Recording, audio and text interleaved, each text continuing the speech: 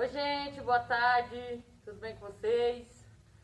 Oi, meninos e meninas, espero que vocês estejam bem, com saúde e todos na paz. Hoje a gente vai iniciar nossas atividades. A princípio vão ser atividades remotas, então a gente vai mandar aí o link para vocês. Toda semana a gente vai ter um link novo.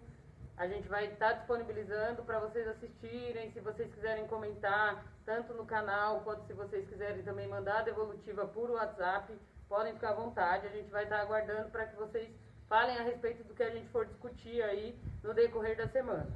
Iniciando as atividades, então, a gente vai falar sobre o ECA.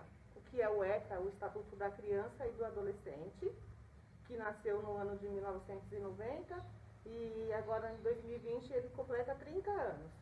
Nós vamos falar um pouquinho do que a criança e o adolescente era antes e depois do ECA. Quando foi criado o Estatuto da Criança e do Adolescente foi a partir já da Constituição em 1988. Mas antes dessa Constituição foi criado um Código de Menores, onde as crianças e os adolescentes eles eram considerados nada. Essa é a palavra certa para a gente definir. Então eram pessoas que não eram considerados seres humanos, então não eram considerados cidadãos de direito, não tinham direito nenhum. E elas eram forçadas a fazer os trabalhos de adultos, elas tinham que cumprir as punições como adultos, então elas não eram reconhecidas, elas não tinham nenhum direito garantido por lei para que pudesse zelar por essa criança. E a partir do ECA, o ECA, né, aquele livrinho que nós já trabalhamos algumas vezes em sala, é um livro pequenininho, mas que tem muito poder. Dentro desse livro tem várias leis que foram promulgadas aqui no Brasil, que tratam o direito da criança e do adolescente, entre 12 anos e 11 meses até os 18. Uma dessas são o quê? Que no Código do Menor, como a Mari falou, a criança com 12 anos que cometia um ato infracional, ela ficava presa junto com adultos. A partir do ECA, não. Ela tem como cumprir medida socioeducativa, essas infrações que eles cometem. E vocês, né, enquanto adolescentes, são vistos como sujeitos de direito. Vocês têm algumas leis que os protegem. E a gente tem que pensar também que na época que tinha esse Código de Menores, as crianças e os adolescentes eles só eram reconhecidos como sujeito quando eles cometiam algum ato infracional. Então, se eles roubavam, se eles faziam uso de substâncias psicoativas, eles eram considerados, sim, um sujeito, mas um sujeito que tinha que pagar por aquilo que ele cometeu, por aquilo que ele fez. Né? Esse Código do menor, ele se assemelha, você já deve ter ouvido o ditado olho por olho, dente por dente, que ele, na verdade, ele era uma forma de punição bem antigamente, antes de existir Constituição Federal, que aí as leis eram formadas por pessoas que acabavam estando em um patamar mais alto, e essas pessoas, elas falam, você roubou, então você vai ter uma mão decepada. Você roubou um anel, você vai ter um dedo decepado. Você cometeu um assassinato, você vai ter uma perna decepada. Então, essa era a forma de punição que eles tinham na época. Né? Com o Código de Menores, isso diminuiu um pouco, mas o que acontecia com essa criança e com esse adolescente? Se eles cometiam algum ato infracional, eles eram retirados da família deles e eles eram mantidos em orfanatos, eles eram posse do Estado. Então, a probabilidade dele voltar para a família dele era nula, ele não ia voltar. E para essa criança ou esse adolescente se regenerar e ser alguém na vida, também era algo totalmente descartado. Porque eles já sabiam que eles determinavam que aquela criança ou aquele jovem infrator, que ele não tinha futuro, não adiantava fazer mais nada com ele, que ele era um caso perdido dentro da sociedade. E a partir do ECA, isso muda, né? A criança e adolescente tem que estar na escola.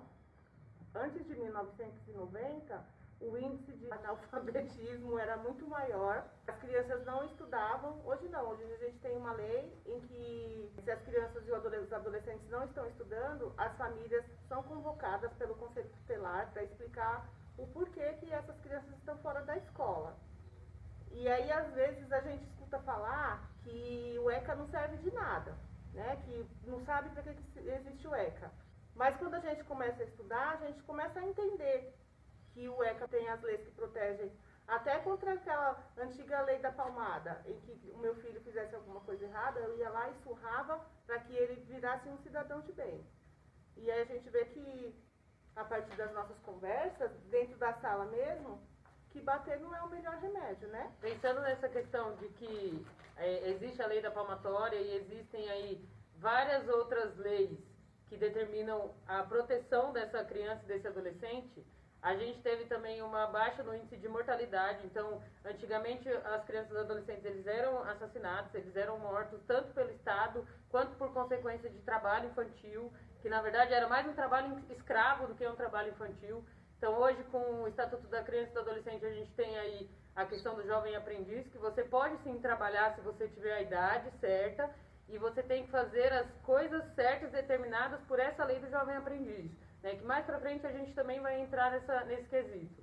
Mas existe uma rede de proteção que antigamente não era se pensado, né? Então, uma das coisas importantes que a gente tem que ressaltar também é que quando eu mencionei que a criança ela cometia um ato infracional e ela era retirada da família, que hoje em dia, graças ao Estatuto da Criança e do Adolescente, se acontece algo desse tipo, a criança sim ela tem que ser punida, mas é uma punição que vai agregar algo para ela, vai ressocializar e mostrar para ela que ela não precisa disso, né? E de qualquer forma, se for importante para a criança, se vê que não tem perigo, não tem risco dentro da família dessa criança e desse adolescente, ela volta para conviver com o vínculo familiar, que é o mais importante para que, de fato, no futuro, ela seja um cidadão de bem. E aí, pessoal, a gente veio aqui para trazer algumas informações, são poucas informações, então, aqui embaixo a gente vai disponibilizar tanto o link do Estatuto da Criança e do Adolescente, quanto algumas informações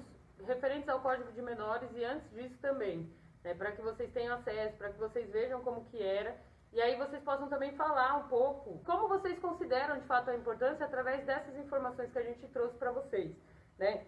E se fosse para a gente simplificar o Estatuto da Criança e do Adolescente para vocês, que a gente sabe sim que é uma linguagem muito difícil, que é muito técnica, mas que é importante que tanto nós, adultos, sociedade, como vocês também deveriam saber, né, algumas informações. Tem um artigo em específico, que é o artigo 4º do Estatuto da Criança e do Adolescente, que ele diz o seguinte: é dever da família, da comunidade, da sociedade em geral e do poder público assegurar com absoluta prioridade a efetivação dos direitos referentes à vida, à saúde, à alimentação, à educação, ao esporte, ao lazer, à profissionalização, à cultura, à dignidade, ao respeito, à liberdade e à convivência familiar e comunitária.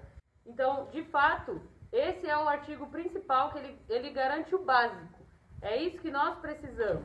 Se vocês puderem falar com os pais de vocês, inclusive, como que era na época deles, quando eles eram mais jovens, se vocês conversarem com os avós, com os tios, para ver qual que é a diferença, né? E até para vocês também perceberem que o Estatuto da Criança e do Adolescente, como muitos falam, ele não é um livrinho, uma cartilha que só mostra os direitos do jovem e do adolescente, da criança. Ele mostra também os deveres, porque antes da gente ter os nossos direitos, a gente também tem que cumprir com algumas coisas. E dentre esses deveres, tem o quê? Vocês, enquanto adolescentes, têm o dever de estudar, de fazer as lições de casa, de obedecer os pais. Isso são alguns dos deveres. Nós esperamos que vocês tenham gostado, que vocês nos dêem uma devolutiva, né? Pode criticar também, se vocês quiserem. Mas seria interessante que vocês comentassem, dizendo o que vocês acharam, né, dessa primeira atividade, para que também nós possamos melhorar. Tá bom? Tá bom, galera? Então, fiquem bem, fiquem em casa. Se for sair, use máscara. Mas saia só se tiver necessidade. Vamos cuidar, que logo, logo a gente vai estar junto aqui de novo. E eu, né, em particular, estou morrendo de saudades. E também não vou deixar de falar que eu acredito que cada um de vocês, o potencial de cada um de vocês. Fiquem bem, beijo, saudades. E nós estamos aqui, graças ao Estatuto da Criança e do Adolescente, vocês têm todo o direito de serem felizes, de viverem a vida de vocês, de terem acesso a tudo que de fato tem que ser garantido para vocês. Valeu, galera. Beijo e até a próxima.